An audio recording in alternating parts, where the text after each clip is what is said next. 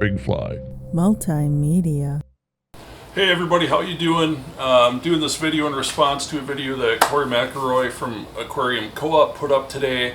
It was titled Undergravel Filters, Good or Bad, something else, I don't remember what else it said, but in that video Corey talked about the merits and the pitfalls of undergravel filters, and he talked about the stigmatism in the online community anyway that goes along with having an undergravel filter in your tank.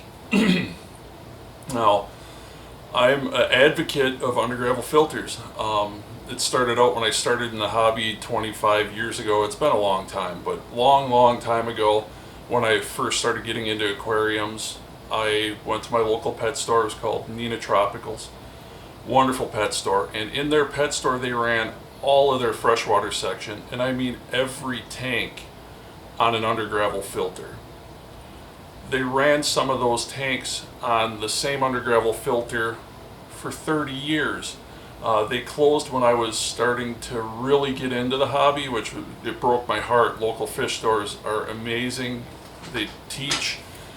They've got the investment in what they do, and they generally try to steer you towards what's right. And that's what I really liked about Corey's video. He had the integrity to be pretty honest about the undergravel filter. It's very inexpensive. They don't break down. I mean, you can break them, but you'd have to be ridiculously hard on them to break one of these undergravel filter plates. And I don't think he's going to make any money selling undergravel filters because they are so inexpensive. So Corey, awesome to hear a local, small, privately owned fish store shop speaking some sense and not just about making money, because you could have talked about other filters that made you more money, but you talked about these. Now, that local pet store had a wealth of knowledge about filtration. They started out long before I was in the hobby. They knew what they were doing. They were fish keepers, a lot like Corey himself is a fish keeper and a hobbyist. They started out that way too, and they were really honest. Now, I had to have a Whisper hang-on back power filter back then because they were the rage, man. I had to have one, and they sold me one, but they said, you know, you really don't need it. You've got the undergravel filter in there. It's not really going to do anything for your tank. And they were right. It was absolute true. On this tank, my 125, I ran these undergravel filters before I had kids. I was into the hobby for about 11 or 12 years, and I ran undergravel filters on this tank the entire time it was up and running. When I tore it down, when we moved into the house we're in now, we moved because my second daughter had been born. We needed a bigger house. So I tore the tank down. The undergravel filters were not a problem. There wasn't a bunch of crap underneath them. The gravel never got clogged because I did my regular maintenance. If you do your regular maintenance with any type of filtration, it's going to work as prescribed. You're not going to have problems. So I love undergravel filters. I use them in every tank that has gravel in it. The tanks that I'm running that don't have undergravel filters, I'm using sponges, and that's because there's sand or there's dirt in the substrate of the tank. And I haven't figured out a way yet to put an undergravel filter in a tank with dirt or sand, but if I do, guaranteed it'll have an undergravel filter in it. What's really interesting and cool is well, I use natural gravel in all of my tanks. When I do use gravel, it's just river pebbles. I'll take a minute here and I'll show you what this stuff looks like up close. I can do a macro photograph of a pebble of gravel and show you how porous this stuff is. And with the bacteria being so microscopic, this gravel holds an enormous amount of bacteria. You don't even really need an undergravel filter to take some of that advantage of some of that, because the surface is going to colonize with bacteria. But with an undergravel filter, you're drawing oxygenated water through that gravel bed, and you're utilizing all of the gravel, and you're utilizing whatever silt builds up under the undergravel filter plate. You don't need an insane amount of flow to keep these working. As you can see, the bubbles coming up out of my tubes, if you can see them, are pretty modest. It's not jet propulsion pulling water through there. You don't need to move it that fast. These microscopic bacteria are not oxygen hogs. They will use the oxygen, it'll come out of the bottom of the undergravel filter bed, be re-oxygenated by your air stone pumping the air through that draws water up. I have run power heads on undergravel filters, but I really did not see an appreciable difference in the quality of filtration that I was getting, so I generally stick to just air stones, right? Let's talk a little bit about undergravel filters themselves, because they are not all built equally. One thing I can tell you is I would never bother doing a DIY undergravel filter, because they are getting some hate. You can buy these used for almost nothing. Hell, I bet you if you know somebody with an undergravel filter in their closet, they'll give it to you to get it out of their house. But here's a couple of types that I've used. These are both Penplex units. They're really old. This one here is probably 25 years old. It was in a 30-gallon tank I had in like 1989. I will probably never have to buy another undergravel filter for a 30-gallon unless I get two of them, or three of them, because I've got one over there, a 38 that uses the same size filter. I mean, these things are indestructible. These are older than most of the people watching this video, and they're fine. They're perfect. They're in ultimately ideal condition. Of course, I'll have to get some lift tubes, because I threw those out because they probably got a little bit destroyed at some point and moving. But yeah, simple, really easy to use. One thing that I always hear about undergravel filters that I think is ridiculous is, oh, if you have fish that dig, they dig up the undergravel filter bed and then you lose flow and they don't work right.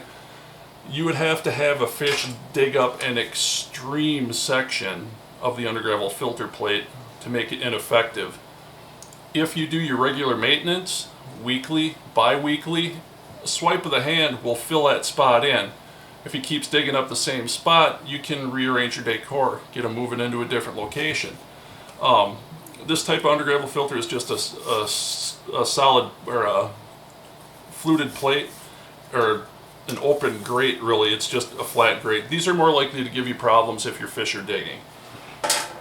I recommend finding these Penplex undertow undergravel filters that are ribbed.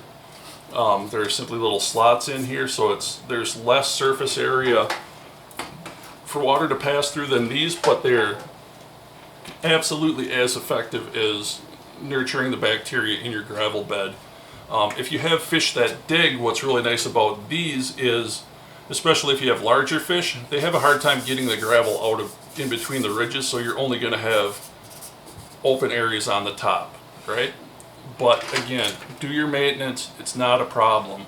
Let me go and take a macro photo of the gravel so you can see how porous it is, and then it'll give you an idea on what the surface area is of this compared to almost any other filter media you can buy. Your gravel bed in your filter, if you keep it thick enough, I'd recommend 3 to 4 inches thick. The colonization of bacteria in there is going to exceed any filter box, sump, anything you can buy. And it's damn near for free. Alright, let's take a look at this macro photo and I'll be right back. Alright, we're set up to shoot a little macro shot of the stone. Don't know how well this is going to work out, but it's pretty interesting to see the close-up nature of these stones. These tiny little pebbles are just full of surface area, right? Pull little pores, holes, nooks, crannies for the bacteria to grow in. So here's what we got. Shooting this on my Canon 7D in macro mode. I'm actually shooting video right now. We'll just do video of it. We've got a high power LED light on it, and there's the stone on the lens cap, so that'll give you an idea about how big it is. So let me do a little bit here. And alright, this is the surface of that rock magnified a bajillion times. Man, there's more surface area on that than there are dollars in the national deficit of the United States. But trillions of bacteria can grow on a single pebble, and your gravel substrate has trillions of rocks. Well, maybe not trillions. Alright, so that was a little bit of a macro shot of a piece of gravel. Not that it makes a difference. I mean, there's like, in that 125, there's got to be 80 million pieces of gravel, but they are a bacteria holding powerhouse. Let's look at these undergravel filters now. This thing is the original.